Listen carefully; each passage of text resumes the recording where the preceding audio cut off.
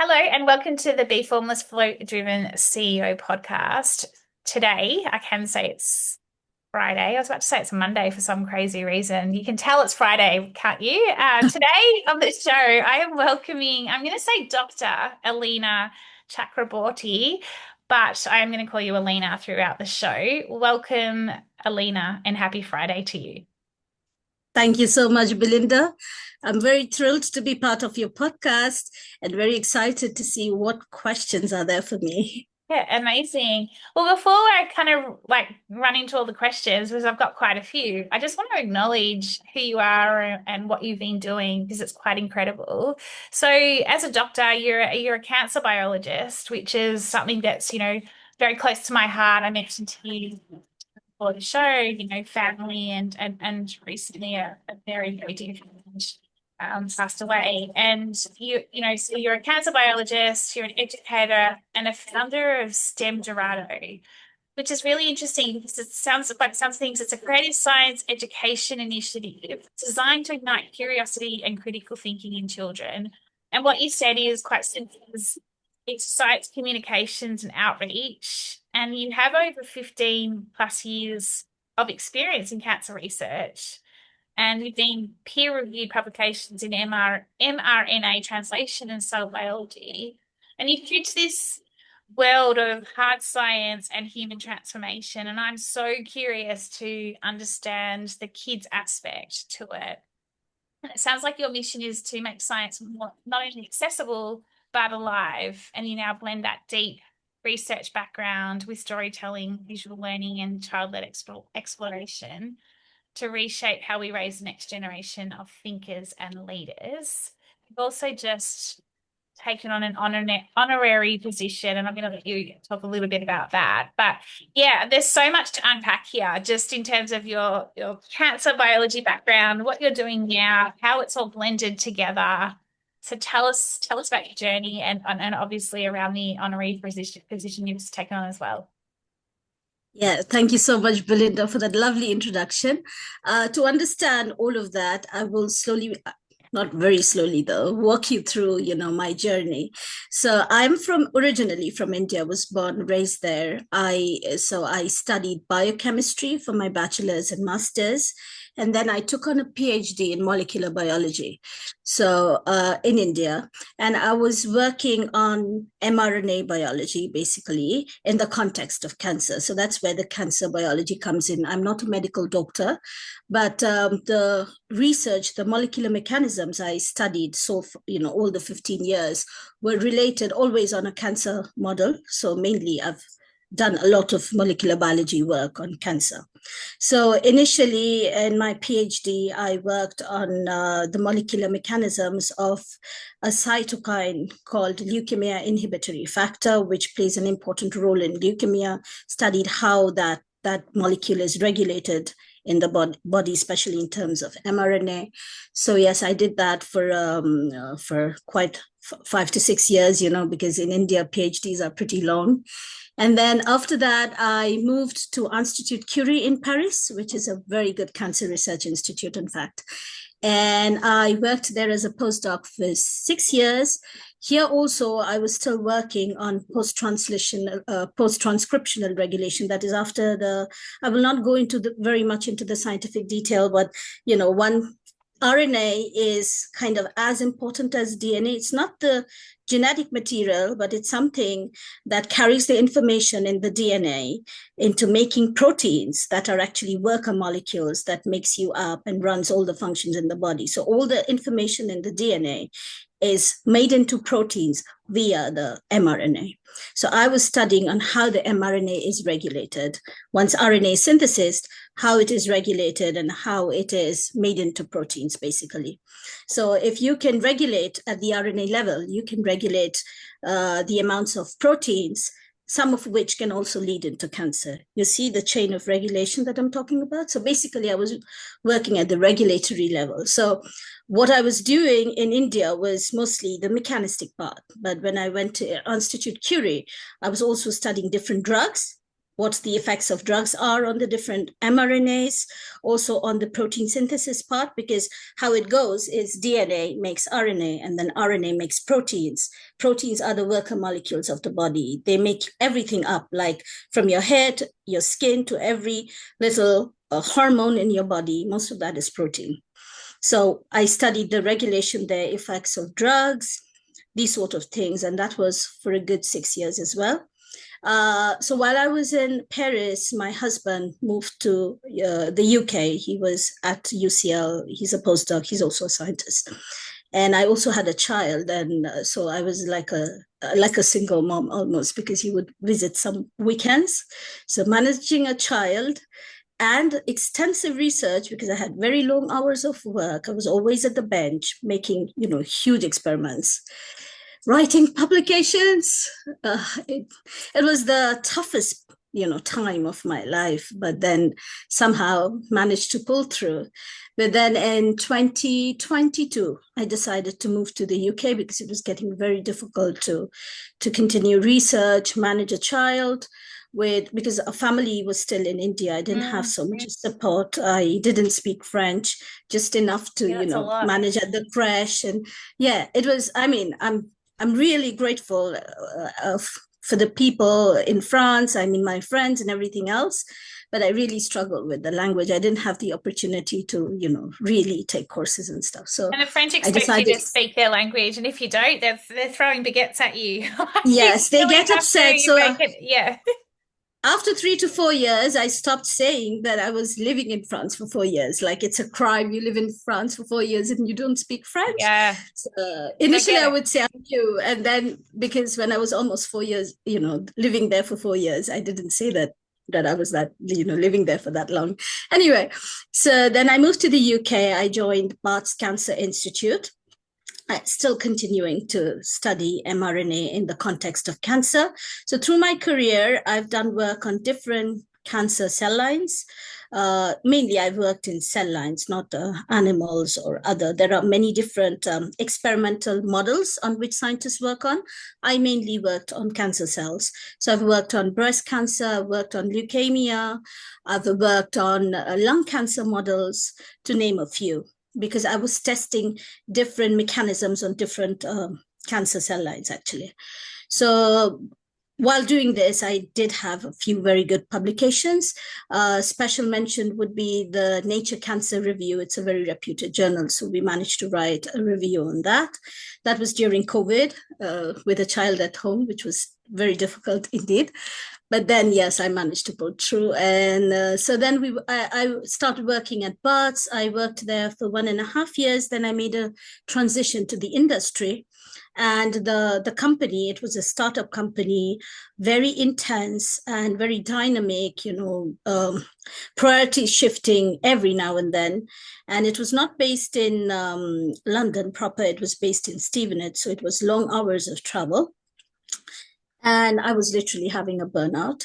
And on top of that, my daughter, so through summer, we had my husband's parents come in, living with her. And because both parents are very busy, I'm very busy, my husband's very busy. So she had a lot of attention and care when her grandparents were in. But after summer, when they left, and when both of us were very, very busy, my daughter was going through, some sort of depression. She was having, so I was having a burnout. My daughter wasn't doing very well, very unattentive, not studying in school, not finding interest in anything, generally depressed. How old was she? How old is she?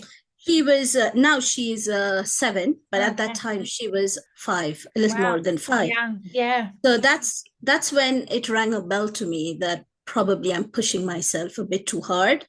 And more than that, I'm barely having time with her. And so that's when I decided that probably it's nice to have a career change at this point, take up something where I have more independence.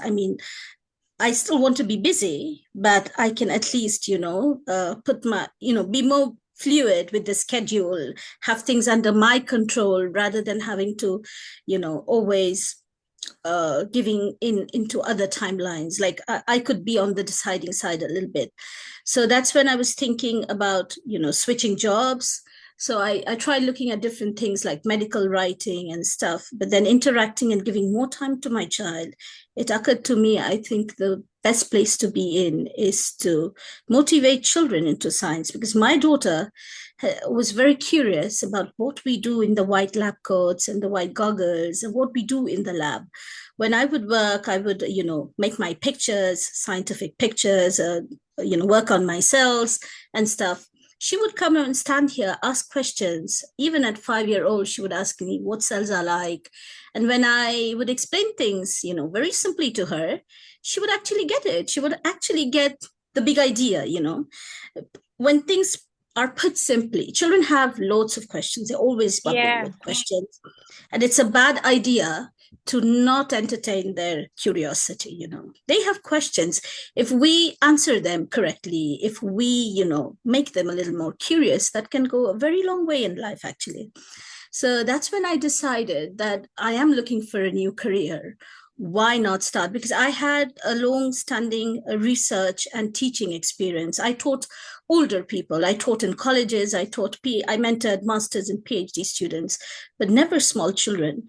But then I realized that I do actually well explaining science to smaller kids, because whenever my daughter or her friends are together and they come and ask me a science question, they're very curious to come over and ask me about different scientific topics, or like anything at all. For example, my daughter often comes up with, Mom, I thought you told me we stand on the earth. How is it that we don't fall off? Like, how can we stand on top of the earth? So that's Okay. when I have to explain what gravity is to her, very simply. Or like, what is there up in the sky? Why is the sky looking white? Very simple questions. Why are trees green? Very simple questions.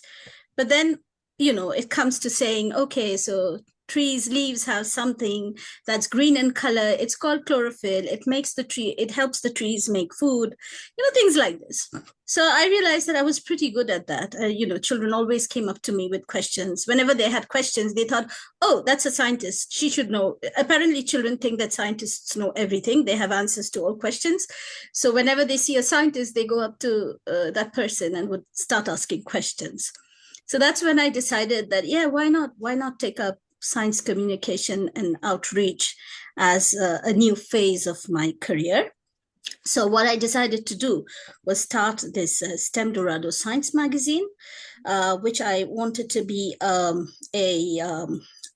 do I say, it's like a bridge between scientists, researchers, universities, and primary, secondary schools. So what I initially did was I had my colleagues and friends request them to write articles for this magazine. I approached them and said, hey, see, I'm starting a magazine for small kids.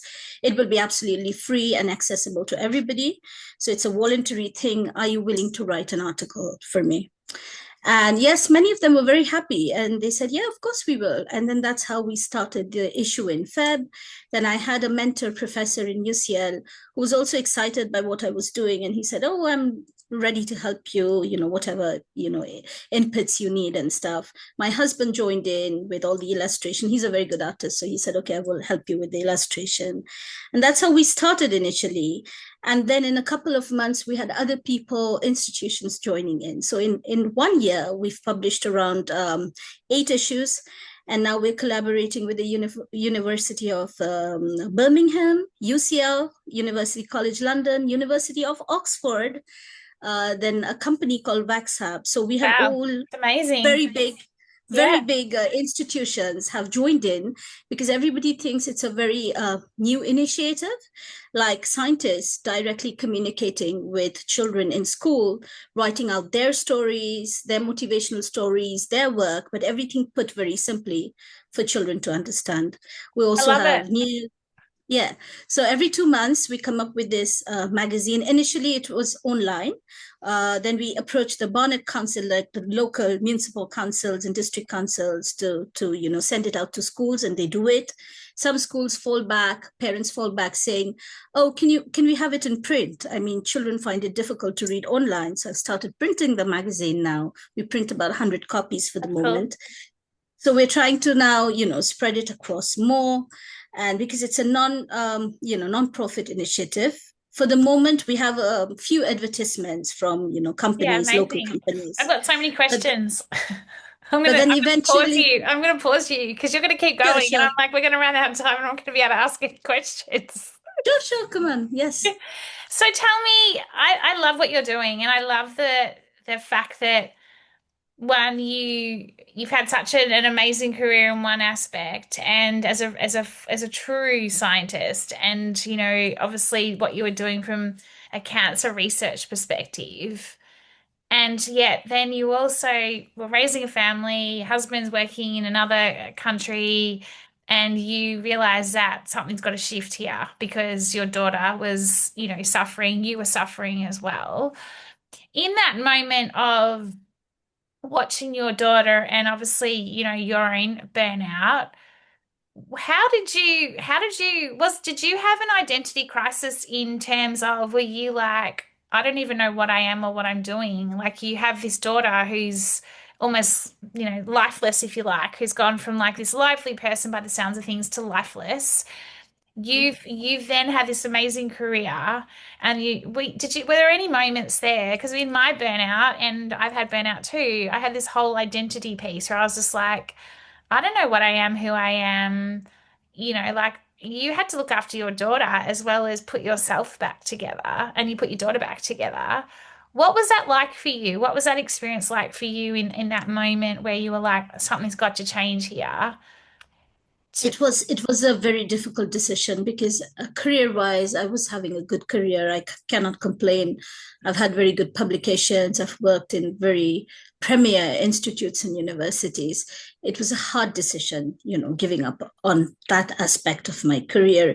Especially, I loved research, being in the lab, working on experiments, and that was one part that I thought I was going to miss. But then I also, so I had to make a list of the pros and cons. I had to think about what was at stake and if that was sustainable. Again, life of a postdoc is quite uncertain. I went into the industry, and honestly, being so many years in the academia, I was in the academia for 15 years, very much into academic science. And when I joined this startup, honestly, I felt like I wasn't fitting in because their priorities, not looking, they were just very focused on getting certain results, not exploring beyond, which is not very much the academic way of doing things.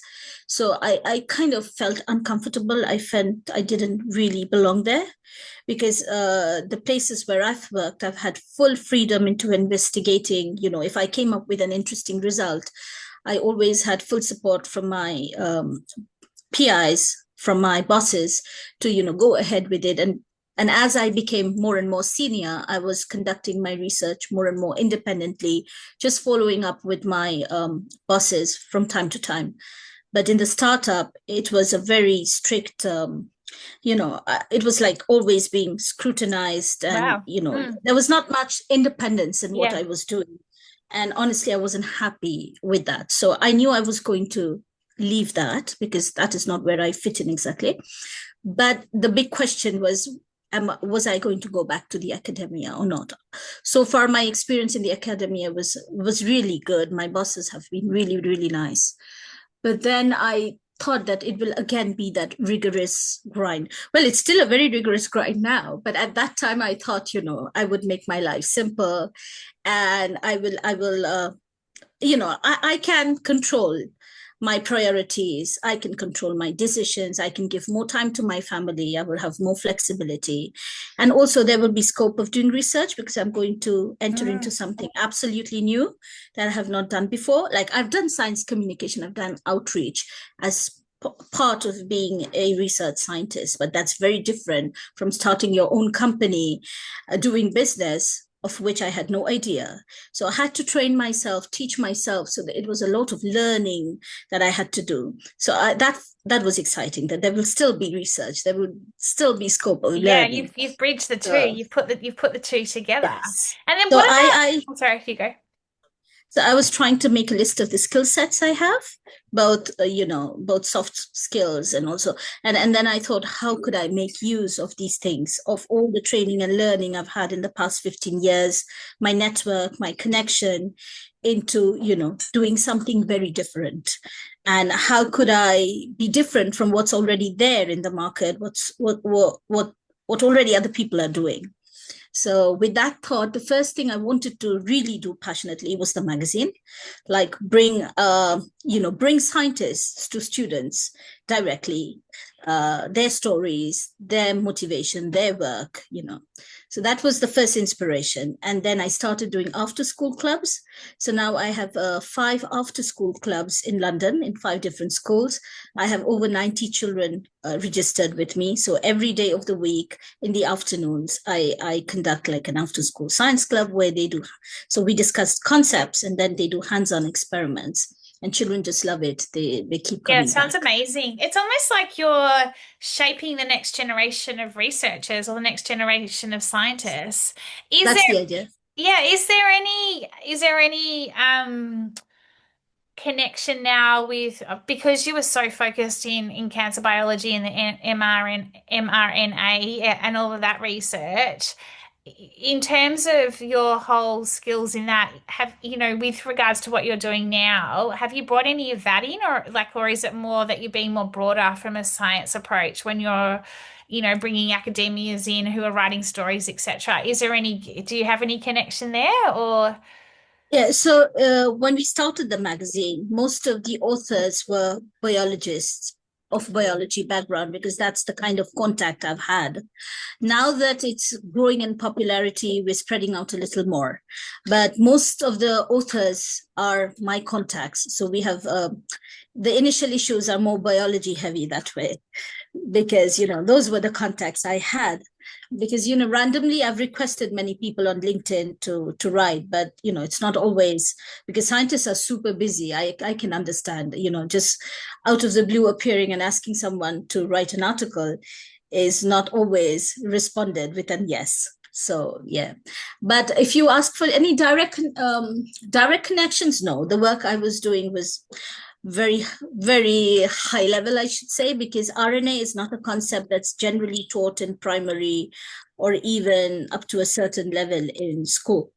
But yes, we definitely have molecular biologists writing a little bit. I haven't written my research experience yet, but now that we are talking about it, maybe someday I should write an article about my research as well at some Yeah, point. and it's interesting, right? Because you're like a pioneer of, bridging that gap between the complexity of science and then how do you simplify it and bring it to life or make it alive, like you say. And you've got this lived experience when it comes to burnout and the stress. And I think for me, it's really interesting, right? Because you've got this huge opportunity where you're working with these children to shape them into the next generation of scientists, of researchers, if that's what they want to do. And so is there like, because you would know from a biological sense what stress can play on your body and what it can do to your nervous system, your whole entire system. And, obviously, the illnesses that you can get out of that in itself. Have you thought about that in terms of like with children and how to I guess be living their optimal selves and thriving and connecting, because if they're asking you so much about cells and body and your daughter has and things like that, are you educating them on that sort of thing as well in terms of not just Not yet. I haven't really thought about this aspect before, honestly. But now that you're saying it, I think, yes, it's a very important aspect to address as well. Well, very honestly, felt because I'll tell you, because I come from India and education there is very stressful right from a very young yeah, right, age. yeah. So compared to what we were through, and when I see my daughter, I feel like she barely studies, like not so much homework, just 1 or 2 sheets to Yeah. complete a day.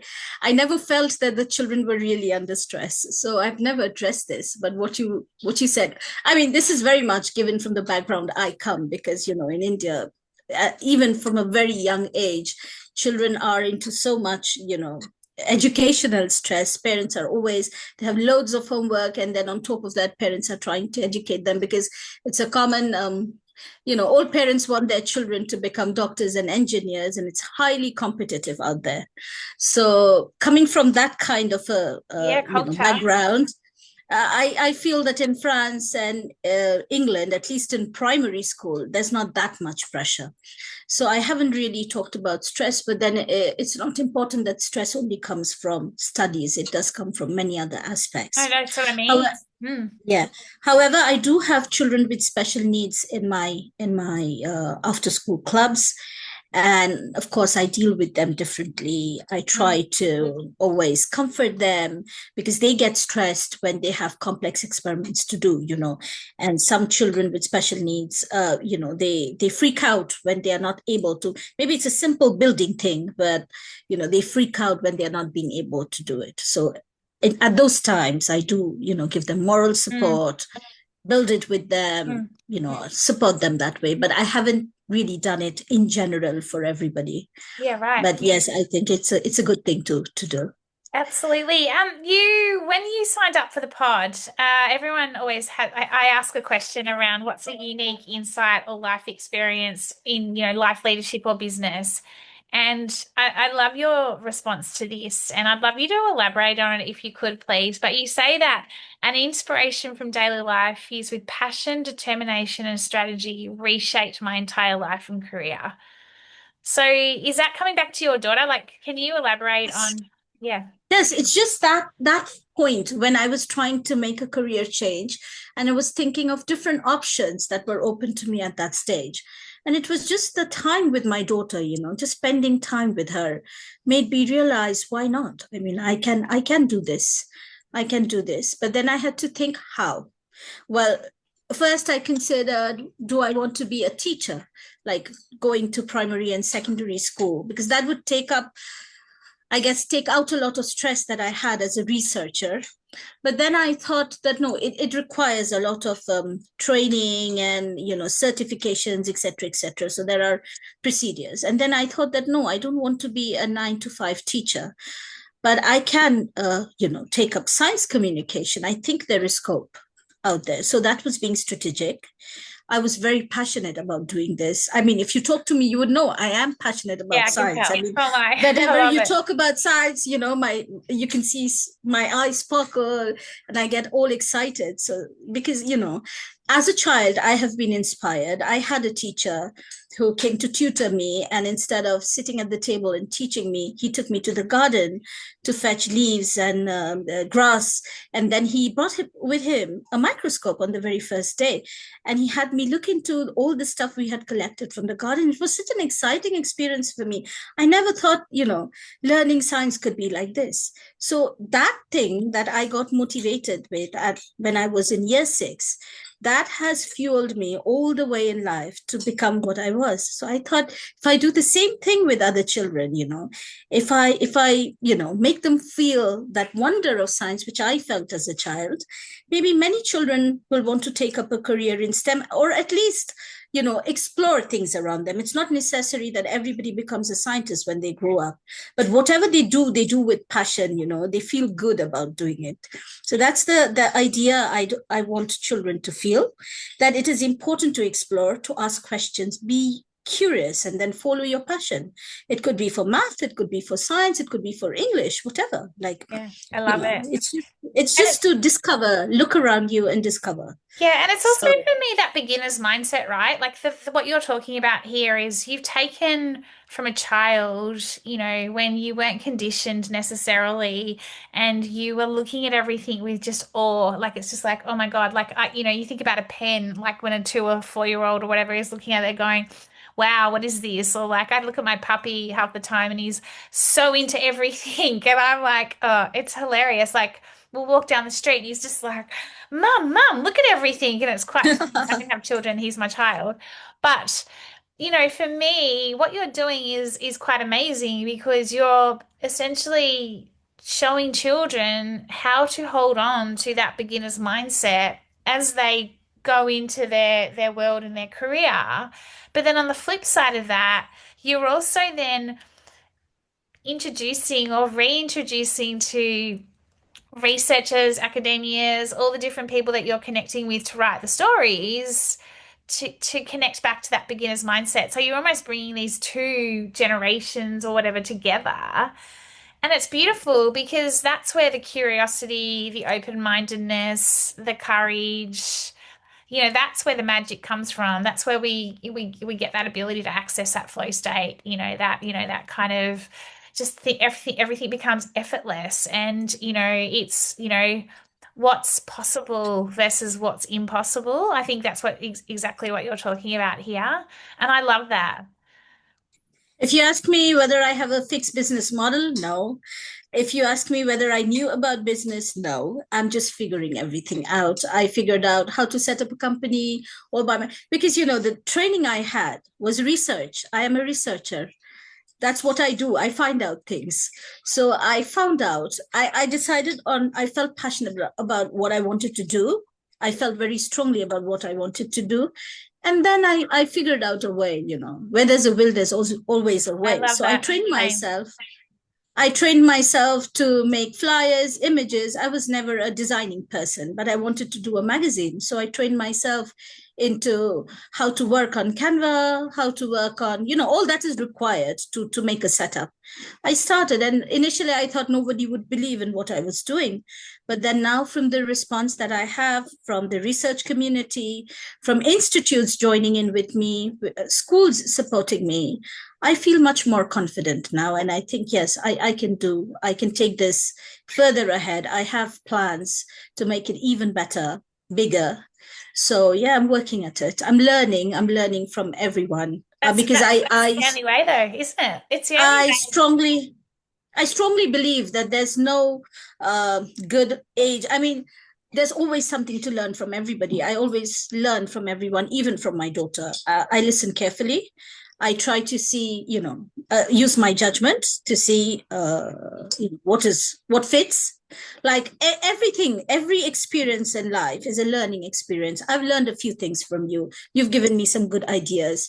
I'll keep it in mind and I'll try to incorporate it. So every day I meet new people, I talk to new people, I make network and collaboration. It's always learning experience for Oh me, and yeah, I I really mean, love that. yeah, I'm exactly the same. And look, I could easily collaborate with you on that stress piece. And because you're a lived experience and you've seen your daughter, like we as people that have had that experience of burning out or working crazy and then going, this is just not sustainable.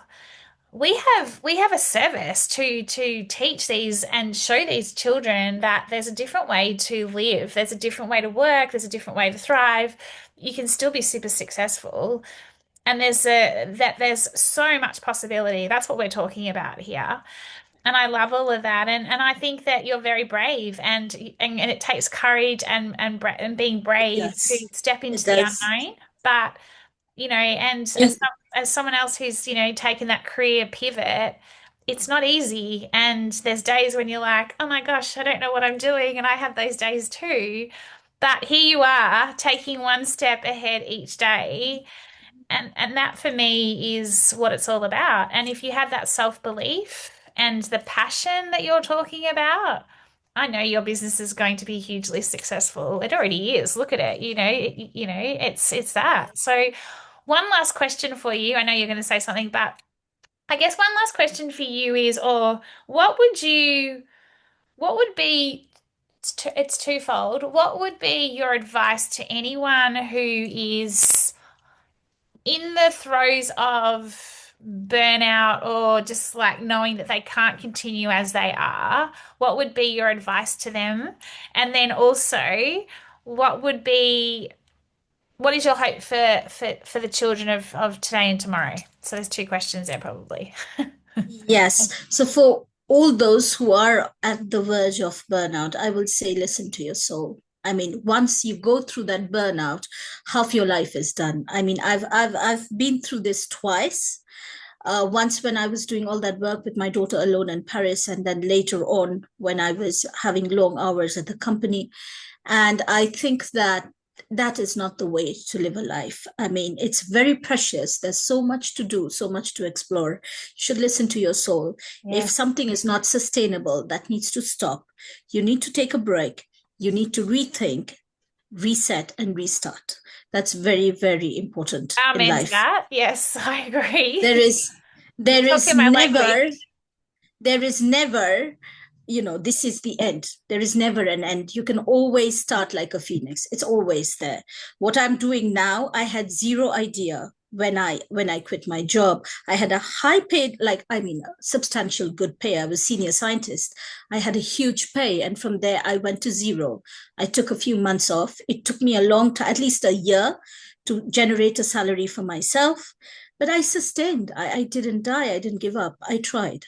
And there's always a way to come back. There's always a way, provided you're dedicated, motivated, and not at despair. I mean, if you're living in the past with, oh, what I was and, how it had been and what am I doing now, self-pity, if you're living in self-pity, there's not much anyone can No, help with. at all. But then if you reset and if you restart, you will definitely succeed. You have to have that courage, that motivation for sure. And same goes with children. I mean, in their everyday life, they do go through a lot of things that are stressful to them. They think, they are not good at. But I think it's always nice to take time, sit back, and see how you can address a problem. There are multiple ways of addressing a problem. So it's important to think and, pursue something that is, that you feel passionate about, because it's not possible to continue with something that you don't like or you don't feel No, it's passionate not. about. If you want to succeed, you need to follow your passion. So it's important to recognize where that passion is. What do you really feel for? So I always encourage children to explore different things around them. Whether it's food, I encourage my daughter, if it's a food you need to taste, go ahead, try different things, and then you will know what you feel passionate for, and then follow it. As simple as that. I love that. Alina, how do we find out more about your company, you, and all your inspiring words of wisdom? Where do we find you? So you can go to stemdorado.com. At least you can find all the magazines there at the resources section. You can find a little bit about me. And probably I have to do better with the social network. Oh, I've never been a very social person, but probably we'll have to have more. I'd like to share this interview at some point if you are going to put it on social 100%. media. That way, I guess I will get my voice out to many people. Do support my magazine. Do have a look wherever you are in the world. Do sit with your children and see such amazing stuff scientists have written for children. Yeah. Oh, I love this. Oh, Alina, thank you so much. What a way to end the week. So joyful, so beautiful, so many wise words. And I just love your passion, your curiosity, your courage. You're being so brave and you're shining a light on there is no such thing as impossible. Everything is possible. And it all comes from a soul-led, form of leadership, which is what I'm all about. So I just want to say thank you so much for joining the show. Have a wonderful day. I'll say day because you're obviously it's in the morning for you. And yeah, I look forward to getting this up on socials and connecting and potentially collaborating on this idea. And thank you. Thank you very much, Belinda, for fighting me and then, inviting me to this wonderful podcast. I think you're doing an amazing job. You're giving voice to people like us, helping us reach out to more people. Thank you so much. We're here to make change, right? We're here to make positive and impactful change. Whether we're reshaping the new world order. So we've got to join together as a collective and as a community. And yeah, meeting amazing people like yourself on the pod. It's we're here. Like let's keep doing it. Let's keep growing. So thank you. Thank you. Have a nice evening. Hope you enjoy the rest of the day. Thanks, Alina. Bye. Thank you.